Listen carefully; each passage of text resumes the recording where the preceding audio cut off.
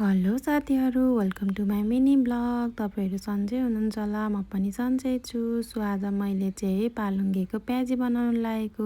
यहाँ चाहिँ मैले केलाएर राखिसकेको थिएँ। सो मैले चाहिँ यसलाई कटिङ गर्दैछु। अनि यसलाई मैले कटिङ गरिसकेपछि चाहिँ एउटा भाँडामा राखेँ। सो यसलाई मैले धोएर ल्याउँछु है त। अनि धोएर ल्याइसकेपछि मैले अघि अदुवा लसुन किचाएर राखिसकेको थिएँ।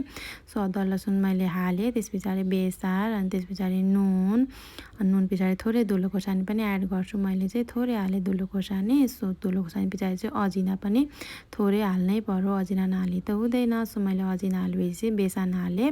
यसमा चाहिँ पानी नहालिकन मुस्नुपर्छ, यसबाटै पानी आउँछ नि त। सो त्यही भएर पानी नहालिकन मजाले बेसन हालेर मजाले मुस्नुपर्छ। सो यहीँबाट पानी आएपछि चाहिँ मजाको डोप बनिन्छ।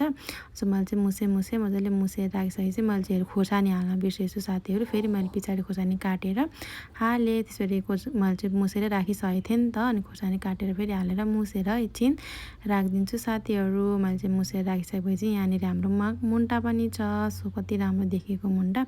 सो मैले चाहिँ कराही बसाएँ, कराहीमा तेल हालेँ। तेल तातेपछि चाहिँ मैले अब प्याजीको डोप बनाउँदै हाल्न थालेँ।